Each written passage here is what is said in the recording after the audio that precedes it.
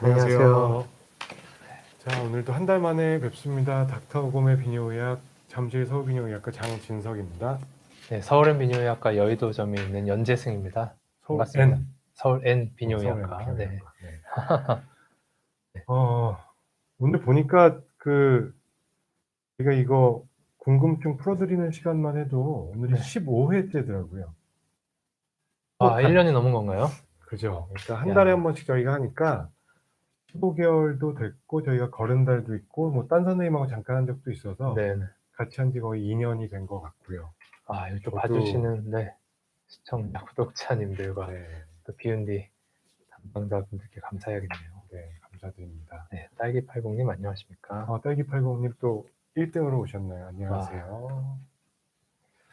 오늘은 일단은 따로 새로 받은 질문은 오늘은 없어요. 네. 저희가 밀린 것도 있고 해서 오늘은 전립선 암에 대해서 이 주제로 저희가 나눠본 적은 별로 없기 때문에 네. 이거를 한번 쭉 뭐 수업은 리뷰를? 아니지만 리뷰를 쭉 한번 해보고 네. 이걸 빨리 정리를 하고 사실 이 전립선 암이라는 게 뭐 저희 개원과 1차 비뇨의학과에서 많이 보는 그 질환은 사실 아니지만 진단까지는 저희가 하고 치료는 보통 대학병원에서 이루어지잖아요. 그렇습니다. 저희가 이 중요한 질환인데 제대로 다뤄본 적이 없는 것 같아서 한 15분? 이거를 과연 15분, 20분 동안 설명이 다 가능할지 저도 모르겠지만 일단 빠르게 글을 크게 잡고 네. 동원참치님, 양념게장 쿠폰님, 이취금님, 이케이님 안녕하세요. 아유, 반갑습니다. 이케이님도 계시군요. 네. 안녕하세요. 아이고, 원장님 머리 헤어를 베토벤 스타일로 바꾸신 건가요? 네, 와우. 네, 그래서 시작해 보겠습니다. 오늘의 주제는 그래서 전립선 암이고요. 네. 전립선 암이란 무엇인지부터 어떻게 진단을 하고 위험 요인은 뭐가 있고 치료는 어떻게 하고 어떻게 하면 이거를 예방하는 데 도움이 될 수 있을지 이런 걸 나눠보고 그 이후에 선생님들 그 시청자분들의 질문을 답을 드려보도록 하겠습니다. 네. 뭐 저희 뒤에 채널 늘상 홍보를 하지만 가끔씩 들러서 그 영상 편집해 놓은 거 보고 가시면 도움 되실 것 같고요. 네. 조지 큰 분이 닮을 쪘다고 하시는데요. 네. 야. 클로즈업 됐는데 한번 봐주세요. 네. 아이고. 민망하네. 네. 네. 그 전립선이라는 장기를 먼저 보겠습니다. 네. 자, 우리 일선이라고도 애칭으로 부르는 사람도 있는 것 같은데요. 방광 밑에 있고 비뇨기과 장기 중에는 신장, 요관, 방광이 있고 남자들만 그 밑에 방광 하부에 전립선이 받치고 있죠. 네, 남자만 있는 거군요. 그렇죠. 네. 전립선 내부로 요도가 이렇게 지나가서 소변이 지나가는 통로이기도 합니다. 이쪽을 방광의 면한 이쪽을 베이스라고 하고 이쪽을 에이펙스라고 하는데 저희가 그 진찰을 할 때 꼭 항문을 통해서 직장 수지 검사 같은 걸 보잖아요. 네. 그래서 직장 쪽에서 전립선이 만져집니다. 네. 그 베이스 쪽이 잘 만져질 수가 있고 이게 아주 중요한 어떤 소견들을 많이 제공을 하고요. 전립선은 어떤 기능을 보통 하죠? 전립선이 일단은 삼거리죠. 아까 말씀 주신 것처럼 구조적인 특성으로는 여성분들은 갖고 계시질 않고 남성에게만 있지만 전립선이 방광 아래에 붙어 있으면서 소변 지나가는 요도의 기시부, 수도꼭지 같은 역할을 해서 남성의 경우는 소변이 새는 걸 방지하는 역할도 하고 그러다 보니까 소변 볼 때는 얘가 정확하게 착하게 열리면서 소변의 배출구를 이렇게 뚫어줘야 되는 장기이기도 한데 연령이 높아지면서 이제 비대증도 생기고 잘 열리지도 않고 근육이 긴장되면서 전립선 비대증으로 인한 배뇨 곤란이 생기기도 하죠. 그리고 그 삼거리 뒤쪽은 정액이 보관되어 있는 정낭이라고 하는 구조물 그리고 정관과도 이렇게 다 연결이 되어 있어서 정액이 지나가기도 하고 또 소변이 지나가기도 하고 저도 어렸을 때 같은 곳에서 두 가지 서로 다른 물질이 나오길래 이게 대체 어떻게 이렇게 잘 구분이 되어서 그때그때 잘 나오는가 궁금했었는데요. 전립선이 그 일을 하고 있다. 뭐 정액을 30% 만들기도 하고 그리고 여러 가지 면역 작용도 해서 여성들은 방광염이 흔하지만 남자는 방광염이 없고 대부분은 이제 전립선염, 요도염 그 선에서 그냥 막아주게 되는 게 있죠. 소변이 지나가는 통로로서 뭐 밸브 같은 역할을 하기도 하고, 그다음에 경액의 한 30%, 3분의 2 정도를 만들어내서 정낭에서 대부분이 만들어지고 전립선에서 나머지가 만들어져서 경액을 조성하는 장기이기도 합니다. 이거는 제가 그 옛날에 그 뭐죠? 레지던트 때 3년차 때 그 교육 치프 같은 걸 하잖아요. 야, 그게 벌써 언제 이야기죠? 따단. 이거는 그래서 그 자료를 그때 그 학생 선생님들을 교육시킬 때 썼던 자료를 보니까 2002년도 통계인데 옛날에도 나이 들면 점점 늘어나고 노인층에서 늘어나고 있는, 빠르게 급증하고 있는 암 중에 하나다라고 했고, 그 당시에는 이제 남성 중에서는 1, 2, 3, 4, 5, 6위 정도에 해당했던 암이었던 것 같습니다. 2002년도 통계고요. 근데 이제 2021년이 돼서 최근 2018년도 통계를 보면은 국내에서는 남성 기준으로 위암, 폐암, 대장암 다음으로 전립선암이 4위까지 올라갔고 간암이 5위로 내려갔고요. 발생 증가율로 치면은 가장 증가율이 높은 암으로 되어 있습니다. 그리고 세계적으로는 전 세계 남성 기준으로 치면은 폐암 다음에 전립선암이 많고 미국 사람들한테 좀 많잖아요. 그래서 미국에서 남자 1위 암으로 되어 있습니다. 야, 고형암 중에 1위죠. 우리나라 확실히 위암, 대장암이 많군요. 동양인들한테는 전립선암이 조금 적은 것으로 되어 있지만 증가 추세로 봤을 때 앞으로 상당히 중요한 암이 되지 않을까. 물론 뭐 갑상선암처럼 이게 조기 진단 툴이 그 좋아지면서, 스크리닝 테스트가 좋아지면서 암을 찝어내는, 진단하는 그 확률이 높아져서 많이 발생한다고 볼 수도 있지만 그 외에도 이게 아무튼 그 경제적으로나 중요한 의미를 갖는 암종이 되고 있습니다. 전립선암 발병의 리스크 팩터, 위험 요인들을 살펴보면은 일단 나이가 제일 중요하죠. 거의 모든 암이 다 그렇듯이 세포가 조금 이제 우리 공동체로 살아가야 하는, 우리 서로 돕고 사는 것들이 우리 세포들이고, 또 자기가 좀 이상하다 싶으면 알아서 자살을 하게끔 다 프로그래밍이 되어 있거든요. 그 이유는 나라는 한 인간 개체의 안녕을 위해서인데, 이제 나이가 들면서 계속 세포들이 오랫동안 여러 가지 뭐 스트레스나 그 시간 자체에 대한 데미지도 받고 계속 분열하면서 뭐 텔로미어도 짧아지고 이렇게 저렇게 되다 보면은 이기적으로 자기 이제 좀 세포가 맛이 가서 자기가 죽어야 되는데 나 그냥 살란다 이렇게 돼버리면은 걔들이 무한정 분열하면서 암이 되는데, 역시 나이는 진짜 모든 암에 있어서 뗄래야 뗄 수 없는 그런 위험 인자인 것 같습니다. 대개는 40대 후반 또는 50세 이상에서 급격히 증가하는 것으로 돼 있고 60대에 가장 흔합니다. 전체 전립선 암 환자 통계를 보면은 60대가 한 44% 정도가 진단이 되는 걸로 돼 있고 70%가 한 20-30%, 80대가 10몇 프로로 좀 줄어들긴 하는데 그거는 80대가 되면은 적극적으로 검사를 하지 않는 것도 원인이 될 수 있고 우리나라 뭐 평균 수명이 뭐 70대 후반 정도 될 거야, 아마 남성 평균 수명이. 그런 이유도 있을 것 같습니다. 근데 저는 요새 그 40대에서 전립선 환자들 좀 보신 적 있으세요? 저는 아직은 그렇게 잘 뵙지 못했는데요. 이게 40대에 늘어나는지는 모르겠는데 저는 그 개원 초만 해도 40대 초반에서 PSA 수치가 높으면은 굳이 지금 적극적으로 검사 안 하셔도 됩니다, 조직 검사까지 안 하셔도 됩니다 하고 넘기고 원래 높으신 분들도 있잖아요, PSA 그렇죠. 수치가. 저 같아도 그럴 것 같은데요. 근데 조금 찜찜해서 조직 검사를 몇 번, 요즘은 다 의뢰를 하거든요. 근데 암이 3분이나 진단이 됐어요. 41세, 41세.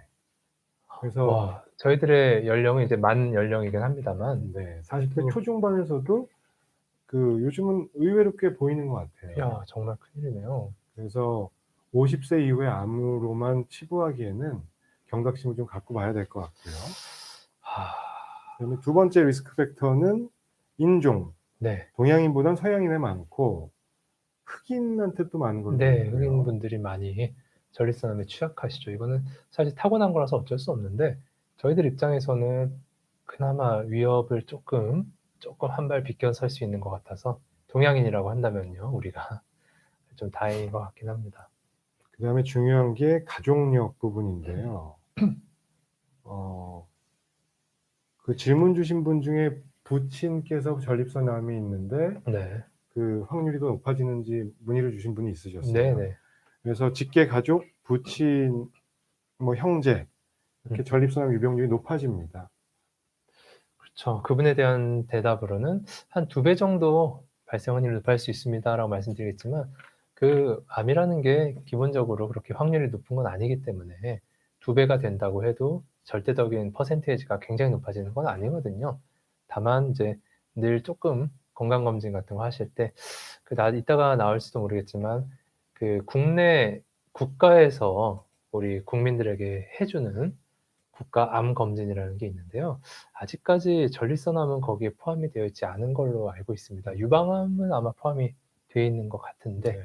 그 전립선암은 간단한 이따 나오겠지만 PSA라는 혈액 검사만 해도 굉장히 쉽게 스크리닝이 가능한데 그거를 이제 국가 암 검진만 믿고 계시다가는 살짝 놓치실 수가 있어서 비뇨의학과에 한 번씩 내원하셔서 체크를 해 보시거나 아니면은 뭐 직장 통해서 약간 그 옵션이 붙어 있는 자세한 건강 검진을 한 번씩 해 보시거나 이런 방법이 있겠습니다. 그 건강검진에서 추가하는 항목들이 있을 수 있으니까 5대 암 검진 같은 거 피 검사로 할 수 있잖아요. 네네. 뭐 대장암이라든지 그런 거 볼 때 같이 보시면 되는데 그 일반적으로 50세부터는 매년 PSA 수치를 체크를 하셔야 되고 가족력이 뒤에처럼 있는 경우에는 만 45세부터는 그 비뇨기과에 다니시면서 전립선 암 발생 확률에 대해서 체크를 하시는 것이 원칙으로 되어 있습니다. 그리고 그 외에 뭐 전립선암 발병의 위험 요인으로는 남성 호르몬 같은 게 원인이 되긴 하지만 직접적인 기전은 또 명확하진 않고 뭐 고환을 아예 제거를 하거나 남성 호르몬 억제하는 호르몬 치료를 받으면은 전립선암이 퇴화할 수가 있습니다. 그런 경우에서 이제 그 위험 요인으로 작용한다고 할 수 있는데 그렇다고 해서 우리가 지난번에 남성 갱년기 때 그 호르몬 보충요법에 대해서 논의를 했었는데 호르몬 주사를 맞는다고 해서 또 전립선암이 유병률이 늘어나지는 않죠. 네. 그거는 확률이 된 그렇죠. 얘기니까요. 전립선암 세포에 대해서 남성 호르몬이 먹이 같은 그런 존재이기 때문에 먹이가 많다고 해도 애초에 암이 없으면은 그게 높다고 암이 잘 생기거나 이런 건 아닌데요. 만약에 암이 있는 경우다라고 하면은 남성 호르몬이 그게 먹고 자라는 데 많은 그 음식 같은 역할을 해서 여러 가지 치료 요법 중에서 남성 호르몬을 이렇게 줄이는 그런 치료가 있기 때문에 이렇게 기재가 되어 있는 것 같습니다. 그리고 다음은 비만이 전립선암의 유병률을 높인다는 연구도 있고 악성도를 높인다는 얘기가 있긴 한데 약간 논란의 여지는 있는 것 같고요. 대사성 증후군도 이와 마찬가지로 네. 전립선암 유병률을 높인다는 얘기가 있는데 또 어떤 연구에서는 당뇨병 환자에서는 전립선암 발생이 떨어진다는 얘기도 있어요. 어.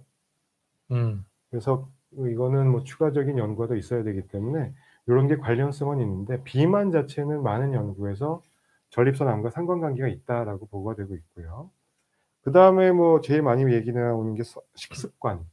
환경적인 요인 중에서 식습관은 뭐 서구화된 식습관이 전립선을 발병하고 관련이 높다라는 연구들이 있고 뭐 옆에 미국 이주 일본인 연구라는 거는 일본에 거주하는 일본인보다 네. 미국에서 살았던 뭐 일본인 또는 일본인 2세에서 전립선 유병률이 암 유병률이 높고 네. 유전적인 것은 통제가 되어 있는 상황인데 그렇죠. 그 두 분들이 다른 것이 대개 인제 식습관이라고 볼 수 있기 때문에 서구형 식습관이 좀 더 위험하다. 뭐 어찌 보면은 기름지고 고기를 많이 드시고 이런 부분일 수 있겠는데요. 그렇다고 이거를 포기하기도 어렵고 네. 네. PSA 검사를 열심히 하면서 고기는 맛있게 드시는 게 물론 비만인 경우에는 쪼끔 체중을 낮추는 게 좋긴 하겠죠. 그래서 동물성 지방 육류 섭취를 너무 과하게 하시는 경우가 안 좋은 걸로 되어 있고 도움되는 음식으로는 뭐 토마토에 함유되어 있는 라이코펜 같은 거 뭐 그다음에 콩에 들어 있는 아이소플라본 이런 것들이 도움이 된다라고 되어 있고 항산화 작용을 하는 뭐 셀레니움이나 비타민 E 같은 것도 전립선암 억제에 도움이 된다는 연구들이 있습니다. 네. 그 외에 뭐 속설로 전립선 비대증이나 염증이 있으면 암으로 진행한다. 정관 수술을 하면은 뭐 전립선 암이 늘어난다. 아하. 성관계 수가 많을수록 전립선 암이 늘어난다. 이런 것들은 사실 근거는 좀 부족합니다. 네. 뭐 확립된 바는 없고요. 흡연도 조금 애매모호합니다. 많은 암들을 흡연이 이제 유발하는 데 반해서 전립선 암은 크게 상관성은 없는 걸로 나와 있기 때문에 근데 아직 흡연 증거를 못 자체가 찾았다 하겠죠. 네. 네. 그래서 그 자체가 뭐 다른 많은 질환들을 유발하기 때문에 뭐 이런 얘기가 있다는 거고요. 네. 전립선암 증상에 대해서 좀 설명을 해 주시죠. 전립선암은 많은 암들이 그렇지만 증상이 초기에는 없다시피 합니다. 없다시피 하고 어떤 통증이나 이런 걸 야기하진 않고요. 그러니까 전립선 안에 암세포가 점점 자라게 되면은 그것이 전립선 내부 장기에서 어떤 그 종양 효과, 매스 이펙트라고 해서 그 부피 존재 자체가 예를 들어서 전립선 비대증처럼 요도를 전립선암이 누르게 되면은 '아 소변이 잘 안 나온다.'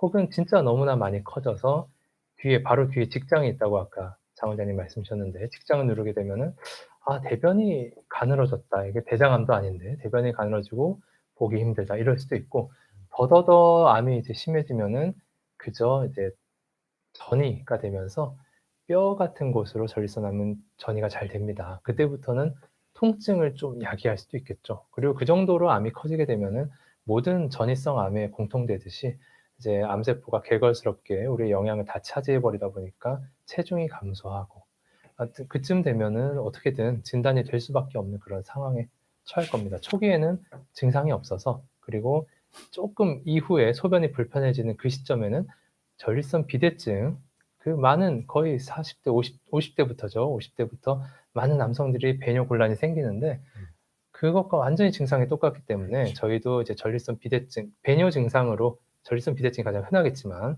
의심되는 분들 오셨을 때 제일 처음에 혈액 검사를 PSA라고 하는 전립선 암부터 배제하고 나서 이제 시작을 하는데요.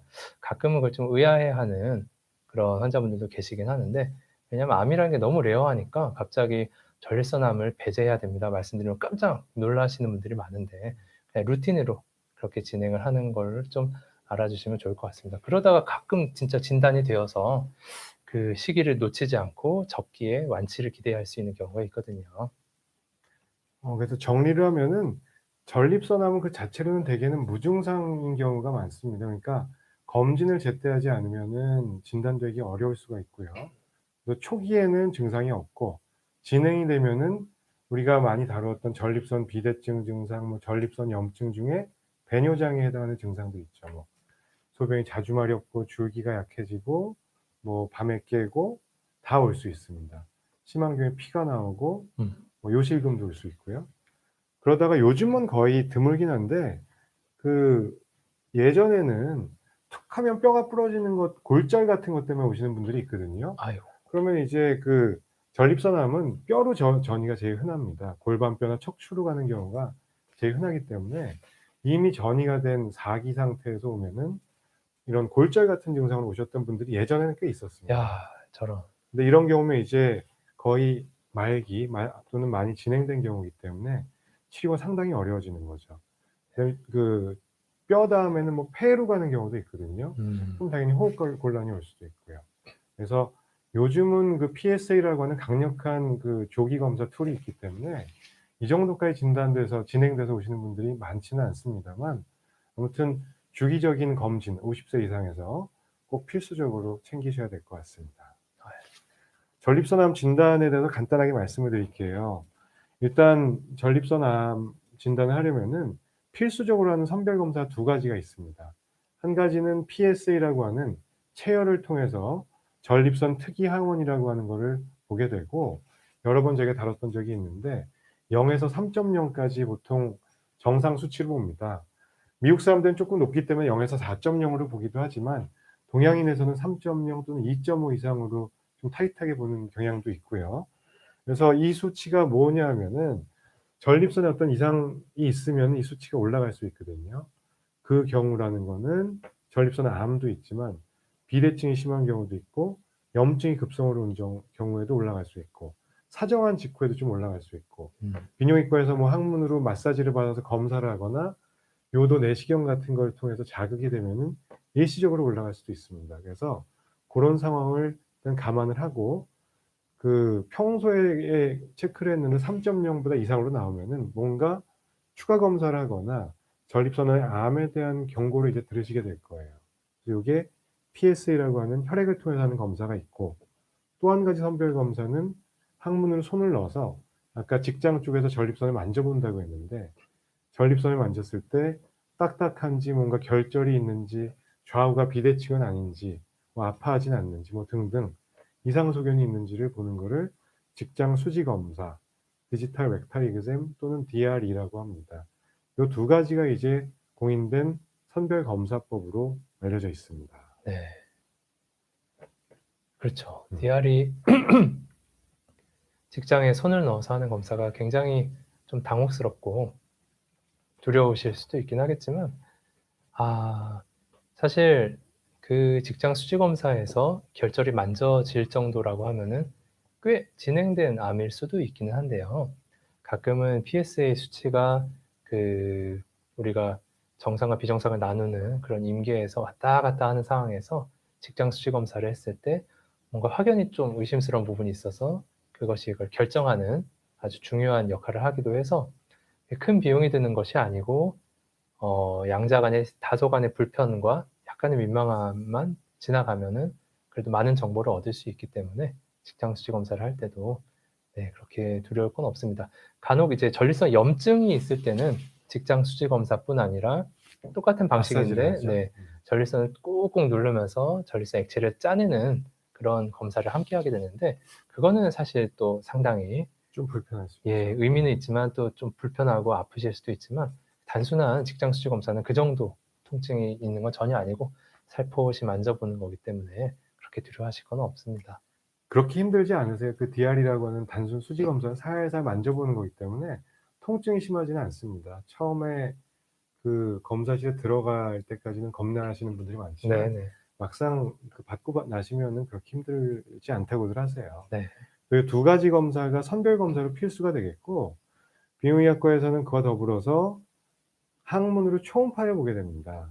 그래서 아까 말씀드린 증상이 별로 없다고 했는데 비대증과 암과 염증 같은 걸 감별하기 위한 의미도 있는 거거든요.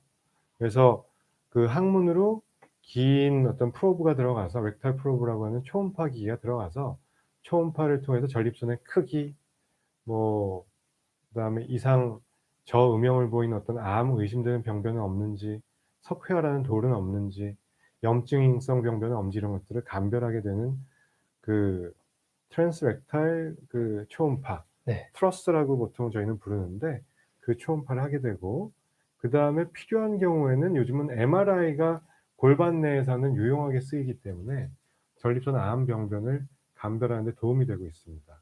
근데 암이란 거는 뭐 그 조직 검사가 항상 확진을 내리게 되기 때문에 위에 열거한 여러 가지 검사들은 뭐 스크리닝 테스트, 선별 검사로서의 의미는 있지만 일단 확진은 그 경직장 초음파로 침을 12바늘 정도 보통 찌르죠. 그래서 전립선에서 조직 생검을 통해서 병리과에서 판독을 하면은 암세포가 있다 없다 여부로 전립선 암은 확진이 되게 됩니다.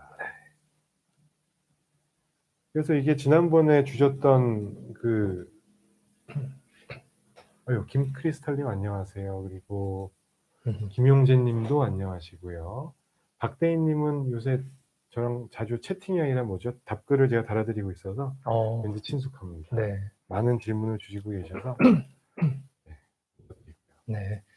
저희 아버지께서 전립선암 3기로 로봇 수술하셨는데요. 보통 인터넷 보면 3, 4기를 조금 많이 암으로서는 진행됐다고 나오던데, 전이된 것도 없는 3기라고 판정을 받고 수술을 하셨다, 이런 것도 있는지, 그리고 주의할 점은 어떤 건지 궁금하다고 하셨는데요. 그래서 저희가 이건 이제 전립선 암의 모든 암에는 병기, 스테이징이라고 하는 단계가 있겠죠. 그걸 간단하게 말씀을 드리고 롤리님 질문에 답을 드리도록 하겠습니다. 우리가 암의 병기를 결정하는 이유는 이 뭐 전립선 암뿐만 아니고 모든 암에서 어떤 그 모달리티, 적절한 치료 방법을 사용할 것인지, 그리고 이분의 어떤 예후, 치료 후의 예후라든지 생존율 같은 걸 예측하는데 도움이 일단 되는 게 제일 크고요. 전립선암으로 국한시켜서 얘기한다면은 보통 수술 전에 하는 걸 클리니컬 스테이징이라고 하는데, 이때는 아까 얘기한 대로 뭐 PSA라든지 뭐 아니면은 조직검사 소견 뭐 이런 거를, 그러니까 수술 전에 하는 거죠. 그리고 다른 MRI나 뼈 스캔이라든지 그 간접적인 툴을 이용해서 어떤 방법을 결정할 건지, 수술을 할지 말지, 수술이 가능한 스테이지인지 여부를 결정하는 데 도움을 주고, 수술을 하고 나면은 전립선 덩어리 이제 적출을 하잖아요. 네. 적출한 덩어리를 갖고서 이제 병리과에서 판단을 해 주는 게 패솔로직 스테이징이라고 해서 추후의 예후라든지 수술 이후에 추가적인 치료를 요할지 어떨지를 결정을 하는 데 도움을 줍니다. 네. 그래서 롤린 님께서 말씀 주신 거 이거 잘 안 보이실 것 같은데, 그냥 이거는 그 가이드라인 상에 있는 TNM 스테이징이라고 하는 게 튜머, 노드, 뭐 메타스타시스 이거죠. 네. 그러니까 병기를 결정할 때 메인 그 암 병변의 뭐 크기라든지 주변으로 침범한 정도를 갖고서 T자 튜머라는 그 약자로 해서 그 스테이징 한 카테고리 구성을 하고, 림프절로 주변 림프절로 파급이 되었는지 그런 걸 보는 게 림프 노드에서 노드를 따서 N을 쓰고, 원격 전이가 있는지 그걸 M, 메타스타시스가 전이거든요. TNM이라는 세 가지 지표를 갖고서 그 스테이징을 구축을 하고, 그걸 토대로 해서 이제 그 1기냐 2기냐 3기냐 이런 것들이 구분이 되는 거죠. 네. 근데 아까 질문 주신 경우는 3기라고 하셨었죠. 네. 그래서 3기가 이제 T3에 거의 해당하는 거라고 보시면 될 것 같은데요. 그 튜머 스테이징을 보면은 이제 저희가 조직 검사에서 그 암이 병변이 발견되는 거 이제 T1C로 보면은 T2부터 이제 저희가 보통 치료를 어떻게 할지를 고민을 하게 되는데, T2는 일단 전립선 내에 암이 국한돼 있고 네. 벗어나지 않았다라는 게 T2고요. T3는 전립선 암이 프로스테이트 캡슐, 전립선의 피막이라는 게 둘러싸고 있는데 전립선 조금 벗어난 거예요, 주변부로. 그래서 뭐 한쪽 전립선 옆이 양쪽 좌우가 있기 때문에 한쪽만 벗어났냐 양쪽이 벗어났냐 또는 바로 뒤에 있는 정낭이란 곳으로 침범을 했냐에 따라서 뭐 T3A, T3B 이렇게 부르고요. 그 다음에 T4는 아예 조금 더 인접장기 중에서 정낭보다 조금 더 나아가서 방광이나 그 주변의 근육이나 펠빅 월, 그 골반 벽 쪽에 침범을 했냐에 따라서 T4까지 뭐 이렇게 보거든요. 네. 그래서 모든 암이 조금씩은 다 다르기는 한데 1기, 2기, 3기, 4기를 보통 나눌 때가 1기는 뭔가 굉장히 작고 좀 굉장히 뭔가 좀 그렇게 심하지 않은 상태일 때, 근데 전립선암은 조금 또 다른 게 1기까지는 아직 그 뭔가 전립선에 완전히 아까 말씀하셨듯이 수술로서 적출하지 않은 상태에서 이렇게 좀 가늠하는 게 됩니다만, 이제 암 따라 조금씩 다릅니다. 1기는 약간 굉장히 좀 경미한 걸로 여겨질 때이고요. 2기는 통상 암이라는 게 이제 원발 장기, 원래 발생한 그 장기가 있죠. 신장암, 방광암, 전립선암, 폐암, 뭐 간암 다 있는데 그 원발 장기 안에 고스란히 존재하고 있어서 우리가 수술해서 다 떼어냈다라는 생각이 드는 그런 타이밍이 보통 2기가 되고요.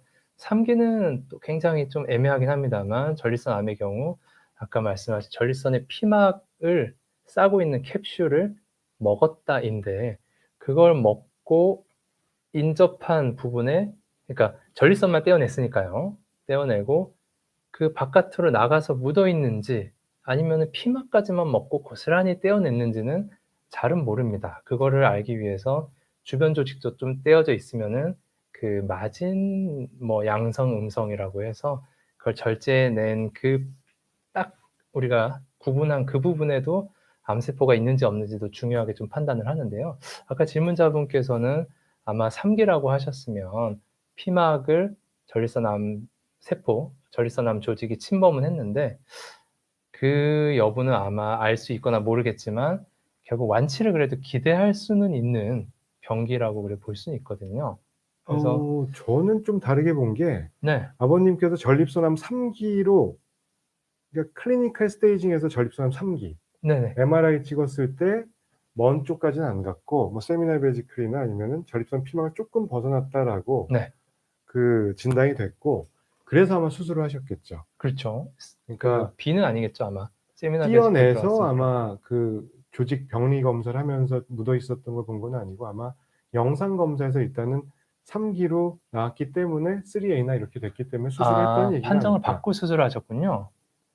그 얘기 아닐까요? 그러니까 클리니컬 스테이징에서 T3A 정도 됐기 때문에 그러니까 저희가 아까 3기라고 얘기한 거는 보통 T3A, T3B를 포함하는 경우까지를 보고 4기부터는 T4이거나 네. 림프절 침범이 있거나 아니면 원격 전이가 있거나 이런 경우는 이제 수술을 하지 않거든요. 그래서 옛날에는 그 2기까지 주로 수술을 많이 했었고 3기에는 제한적으로 뭐 여러 가지 치료 방법을 섞어서 치료하고 했었는데 요즘은 워낙에 로봇을 이용해서 정밀한 수술이 가능해지고 하다 보니까 수술적 치료를 3기에서도 많이 하고 있습니다.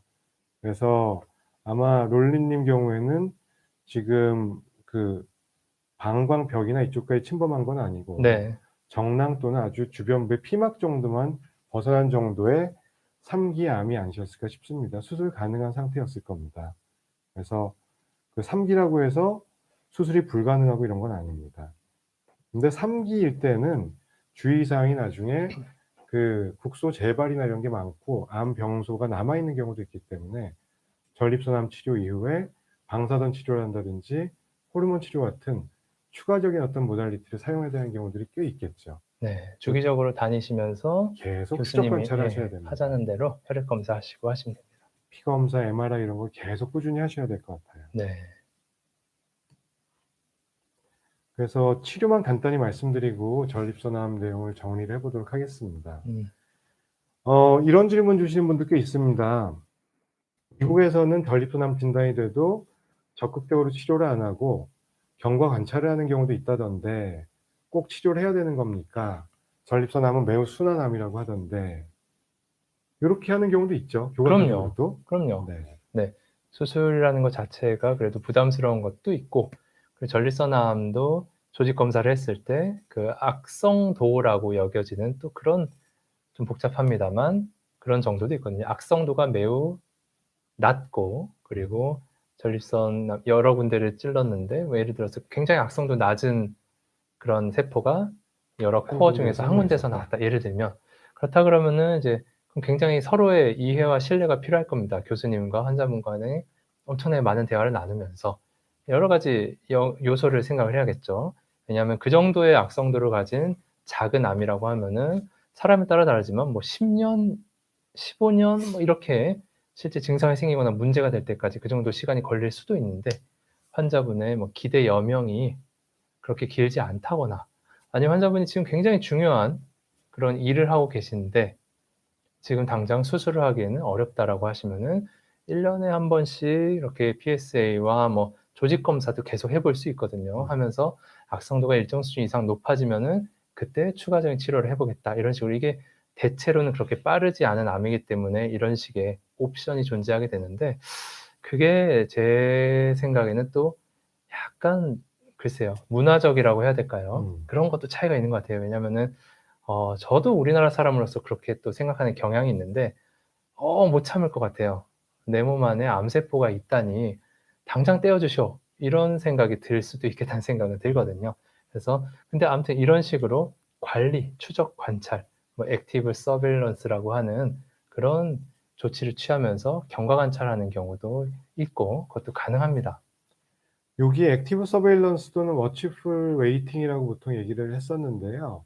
여기서 제일 중요한 거는 그 아무나 이거를 권하는 건 아니고요. 일단 나이, 환자분께서 연세가 많으시면은 보통 기준점이 뭐 명확한 건 아니지만 75세 정도라고 보면은 너무 고령인 경우에는 전립선 암으로 인해서 사망하실 확률보다 다른 기타 질환 또는 뭐 자연사하실 가능성이 높을 수가 있거든요.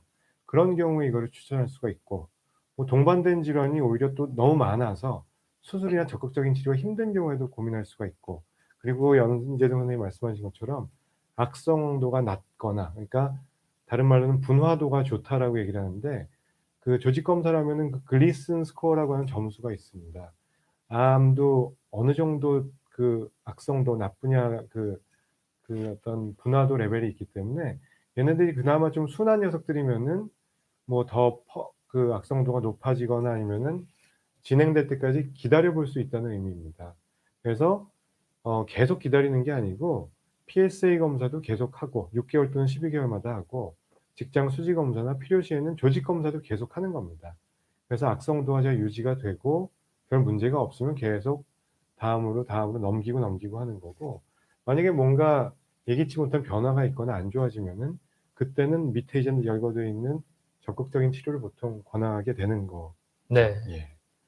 그래서 그 제일 메인은 3번의 수술이 될 거고요.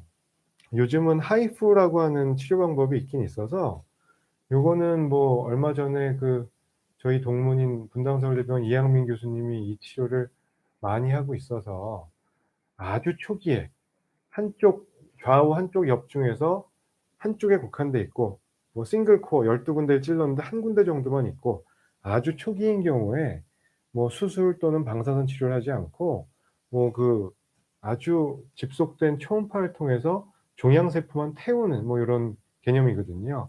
그래서 요런 걸 하면은 삶의 질이 크게 영향을 받지 않고 뭐 합병증 같은 걸 최소화할 수 있어서 요즘 좀 많이 하는 것 같고요. 근데 좀 애매모호한 경우도 있고 아직 롱텀한 어떤 결과가 많이 정립된 건 아니기 때문에 이런 치료 방법을 결정을 할 때는 수술도 할 수 있고 하이프도 할 수 있는 병원에서 두 가지의 장단점을 비교를 하면서 이제 하시는 게 좋은 방법일 것 네. 같습니다. 굉장히 잘 골라서 해야죠. 네. 네.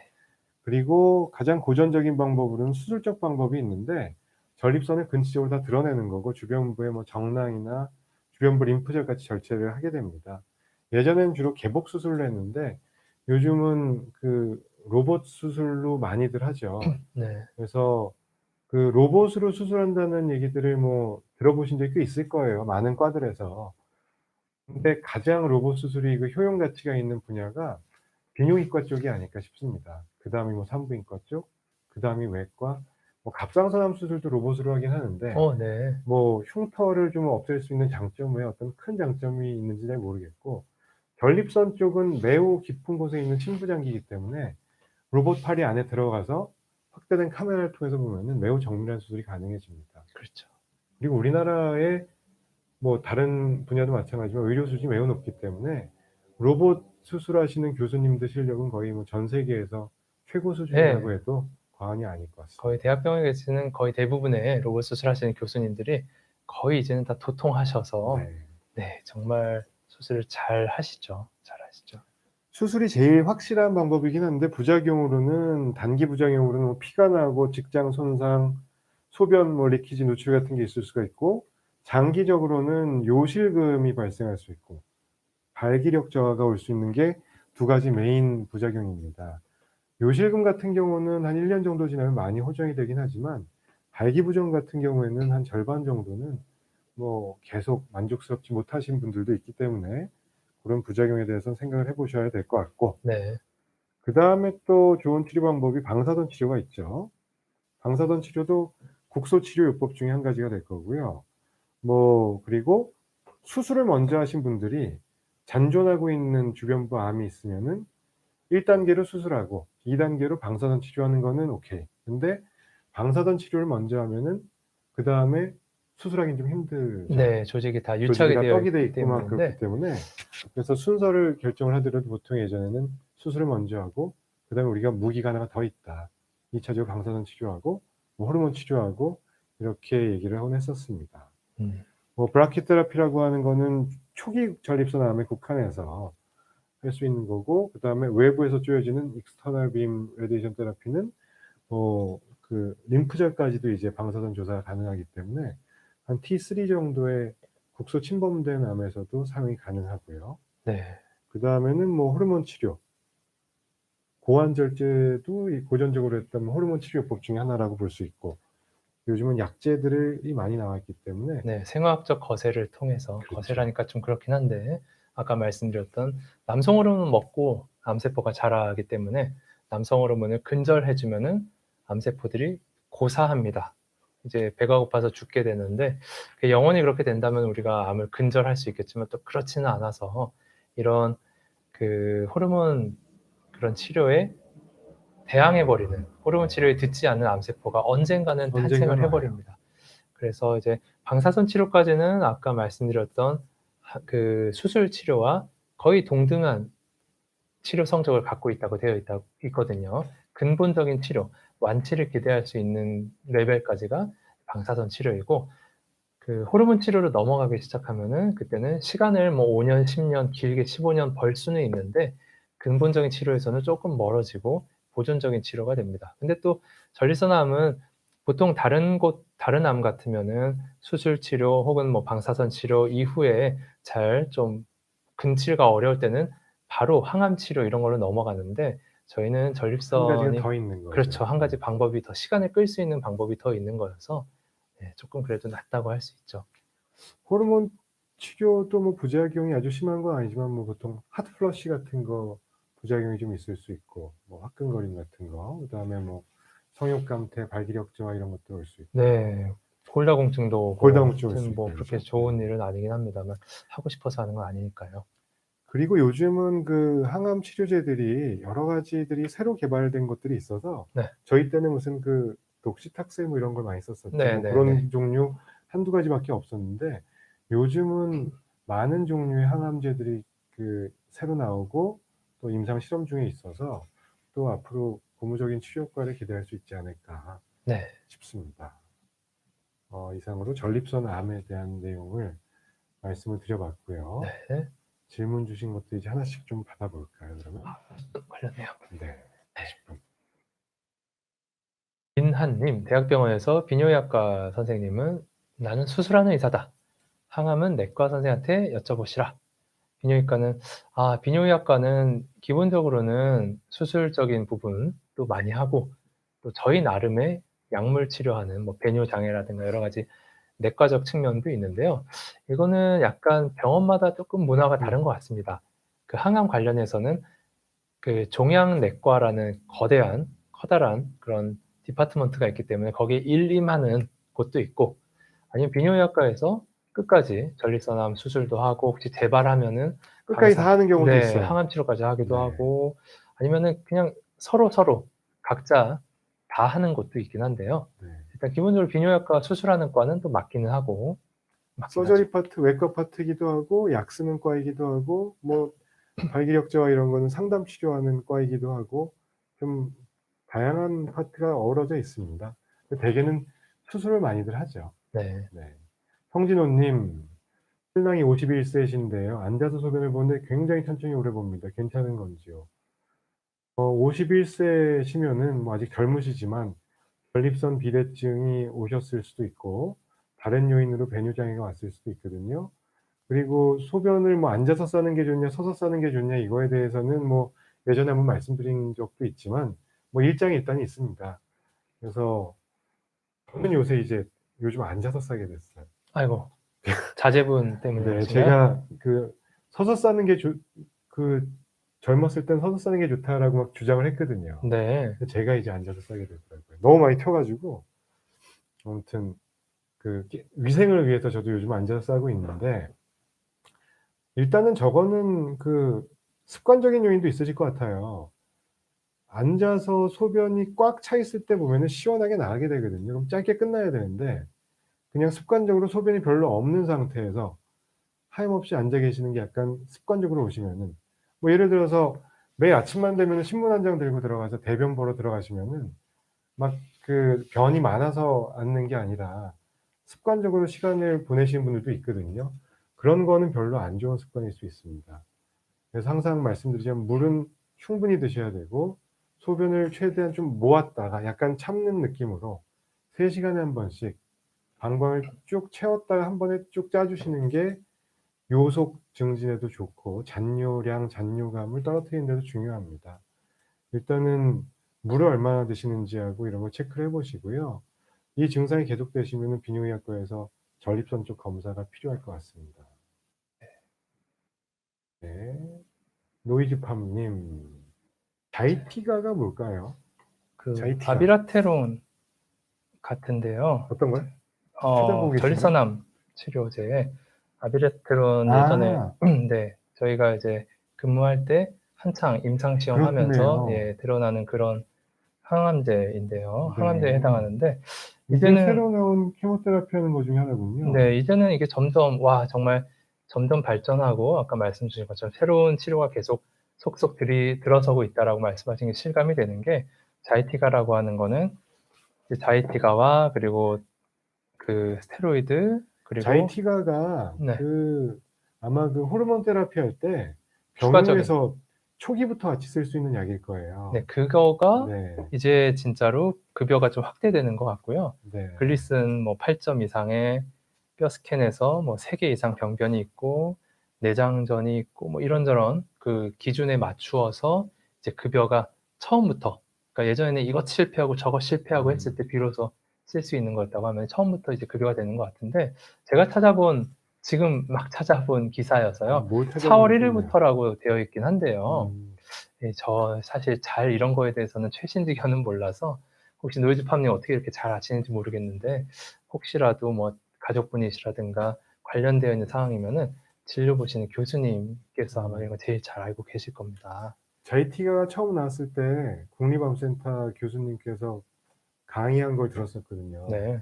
그래서 이게 상당히 그 효과도 괜찮고 부작용도 예전 약제에 비하면은 덜하고 뭐 좋은 약이라고 했는데 상품명이 자이티가였군요. 아비라테론이죠, 뭐. 네네네. 아이고, 잘 치료 받으시기 바랍니다. 네. 남이병우님, 전립선암 환자가 자전거 타는 것에 대해서 의견을 부탁드립니다. 이거는 정말 하다 보면 연구가 있을 것 같기도 한데, 저는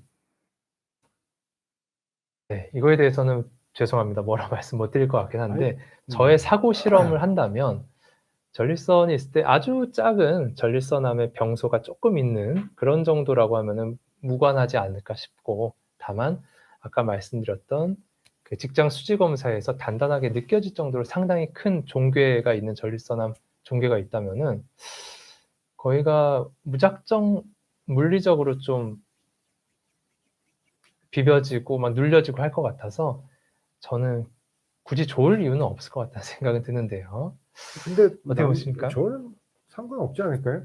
전립선 암 환자라고 하셨는데 암이라면은 진단을 받으셨다는 얘기인 것 같고, 그러니까 암 환자일 경우에란 뜻이실까? 아니면 암 환자분인데 확진이 된 건데, 그러면은 수술하셨으면 상관없을 진단이 것 같아요. 됐다면은 수술을 받으셨을 것이고, 그럼 상관없을 것 같아요. 뭐 그리고 암을 안고서 그냥 지켜보시는 상황이 아니라면은, 그리고 전립선에 자전거가 안 좋다 이런 얘기했던 건 사실은 염증에도 안 좋을 수 있고 통증이나 이런 걸 호소하시는 젊은 분들이 많았기 때문에 이 방송에서 전립선 건강이 별로 안 좋다라고 얘기를 했던 거지, 자전거나 뭐 물리적 자극을 통해서 암이 뭐 퍼지거나 악성도가 높아지거나 그럴 것 같지는 않거든요.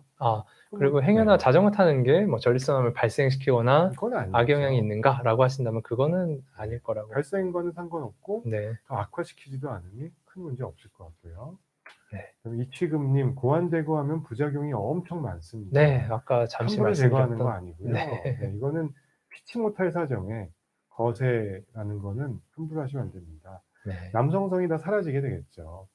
그리고 뭐 그 임신 당연히 안 될 것이고 성욕, 발기, 그다음에 뭐 여성용 유방 뭐 이런 것들 다 문제가 될 수 있습니다. 딸기80님도 전립선 암 생기면 임신에 영향 얼마나 받나요?라고 하신다면은, 일단 전립선 암이 있는데 사정을 하고 있다라고 하면은 일단은 문제 없습니다. 암세포가 정액으로 나오는 것도 아닐 거고, 나온다 해도 타인의 암세포가 글쎄요 큰 영향은 없을 터인데, 근데 대개는 모든 그 임신과 그런 이세, 그게 다 끝나고 난 연령일 때 전립선 암이라는 게 보통 남성들이 걸리기 때문에 그게 이제 약간 공존하지 않는 이슈가 되는 것 같아요. 그래서 만약에 아직 나 임신해야 된다라고 한다면은 당연히 정자를 미리 좀 얼려 놓고 수술이나 이런 치료에 임하는 게 좋겠죠. 김민재님 5,000원 후원 감사합니다. 감사합니다. 김민재님 질문입니다. AG 검사 4개월 차, 항원항체 음성, 8개월 차, 9개월 차, 그러니까 뭔가 계속 음성이셨다는 얘기잖아요. 걱정되는 시점으로부터 네. 8개월, 9개월 더구나 3번의 검사를 하셨다라고 하면은 99.9%가 아니라 이제 그만하셔도 될 것 네, 같습니다. 0이 아닐까요? 그래서 그 몇 달 주기로 피 검사도 하시고 무슨 뭐죠? 오락킷 같은 거 구강 그에서 채취해서 하시고 뭐 4세대 항원항체 뭐 콤보 검사 뭐 이런 거 문의 주시는 분 많은데요. 이 정도 하셨으면은 이제 머릿속에서 지워버리시면 됩니다. 네. 그리고 에이즈란 거는 상대방이 있는 상태에서 정상적인 성관계건 학문성교건 뭐 동성 간의 관계건 뭐가 됐건 간에 한 번 관계했다고 해서 얼마나 걸릴 것 같으세요? 확진자와 관계를 해도 1%도 안 되는 거예요. 100분의 1 확률로 전염이 된다고요. 대개는 뭐 수혈 사고라든지 뭔가 혈행성으로 오는 경우가 더 많지 그렇게 오는 경우는 매우 드물기 때문에 뭐 물론 반복적으로 관계를 한다면 그 확률이 높아져서 문제일 수는 있겠지만 이 정도 검사하셨으면 전혀 걱정 안 하셔도 될 것 같습니다. 네. 잊어버리십시오. 네. 양념게장 쿠폰님, 전립선암 검진 주기는 몇 년 주기인가요? 이거는 뭐 나라나 연령에 따라서 다 다르겠지만 우리나라에서 이런 전립선암 PSA 검사 저희한테도 만약 오셔서 40세 이상의 분이 한다 그러면은 정말 몇천 원 정도입니다. 그래서 보통은 건강검진에서 1년에 한 번씩 그 혈액 검사를 하시면은 보통 될 거라고 생각합니다. 빙구 누나님은 방광 내시경 여자도 꼭 해야 되나요? 위 대장 내시경처럼 예방 차원에서 하는 것인지 증상이 있을 때만 하는 것인지. 방광 내시경은 굉장히 그래도 남성분이 훨씬 힘들긴 하지만 여성분도 그렇게 만만한 검사는 아닌데다가 대개는 이제 특정한 증상이 있어서 혹은 특정한 질환을 우리가 검진하기 위해서, 그러니까 알아내기 위해서 진단적으로 하는 건데 제일 걱정될 때는 뭐 혈뇨, 방광암에 대한 검사가 가장 메인이기 때문에 대장 내시경, 위 내시경 이런 것처럼 루틴으로 하는 건 루틴 절대 검사 없고 아닙니다. 네, 살면서 방광 내시경, 방광 안에 뭘 집어넣는 경험을 못하는 분들이 대부분이죠. 네. 그래서 특별히 혈뇨 나오거나 이러신 거 아니면 그냥 걱정 안 하셔도 될 것 같습니다. 네. 아까 게장 쿠폰님 전립선암 검진 주기는 피 검사는 그냥 1년 정도 보시면 되고요. 항문으로 보는 초음파 검사는 50세 이상에서는 한 3년 정도, 2-3 년에 한 번씩 보시면 충분할 것 같습니다. 네. 누구게 내가 네. 암 치료 궁금증은 아닌데 전립선 네. 때문에 건강식품도 드시는데 전립선 검사하러 가실 건데 건강식품 따라서 수치가 왔다 갔다 하는가. 아마도 뭐 부친이시라든가 네. 네, 어떤 가족분, 남성분 말씀하신 것 같은데 어떤 음식으로 전립선 수치가 움직이지는 않지 않을까요? 그런 건 거의 없는데요. 건강식품 중에 소팔메토 같은 거 있잖아요. 네. 영양제. 그런 거 약간 PSA 수치를 떨어뜨릴 수 있죠, 그것도. 오. 약간. 오. 그래서 그게 무슨 생약 성분 뭐였죠? 어떤 열매 열매 추출물을 이제 추출물인데 농축해서 하는 건데 네. 그래서 저는 소팔메토는 전립선 비대증 약들 여러 가지 쓰실 때 병용하지 마시라고 보통 말씀드립니다. 시간이 별로 없는 관계로 짧게 하고선 1분씩만 하고서 끝내겠습니다. 영S님, PSA 4점 몇이었다는 얘기시죠? 일단은 비뇨의학과를 다시 한번 가셔서 내과 소관은 아닐 것 같고요. 일단 비뇨의학과 가셔서 대학병원이 됐건 개원가가 됐건 필요한 추가 검사 받으시고 그다음에 뭐 조직 검사까지 연령대별로 뭐 조직 검사를 권할 수도 있겠지만 일단은 비뇨기과 가셔서 설명을 들어보시면 좋겠습니다. 네. H2님. 남성의 성기는 곰팡이균의 면역인가요? 여성의 질내부에 균이 엄청나게 많다고 들었습니다. 비슷하게 인간의 입안에도 균이 엄청나게 많습니다. 굉장히 인간이 그냥 균을 그냥 여기저기 묻히고 다니는 존재인데요.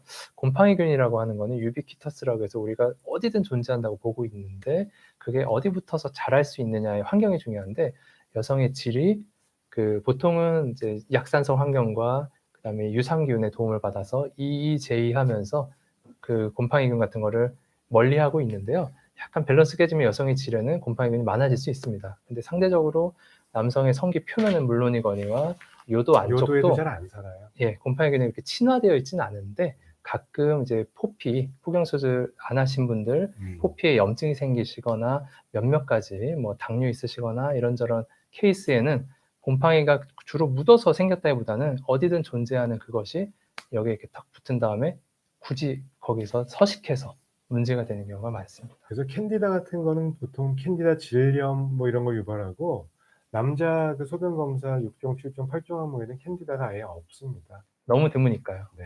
네. 면역이라고 봐도 좋겠죠, 뭐. 면역은 아닐, 아무튼 그렇습니다.